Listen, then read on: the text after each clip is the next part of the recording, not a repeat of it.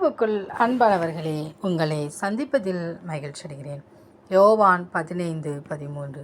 ஒருவன் தன் சிநேகிதனுக்காக தன் ஜீவனை கொடுக்கிற அன்பிலும் அதிகமான அன்பு ஒருவரிடத்திலும் இல்லை. பிரியமானவர்களே, நாம் உலக பிரகாரமான நண்பர்களுக்கு உயிரை கொடுக்கக்கூடிய அளவுக்கு நண்பர்கள் இருப்பார்கள்.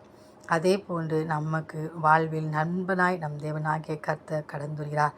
அவர் நமக்காக ஜீவனையே கொடுத்து நம்மை விலைக்கிரயமாக வைத்துள்ளார். எனவே நமக்காக ஜீவனை கொடுத்த நம் தேவனாகிய கர்த்தரிடத்தில் நாம் நண்பனாய், தாயாய், தகப்பனாய் நாம் உரிமை கொள்ளலாம்.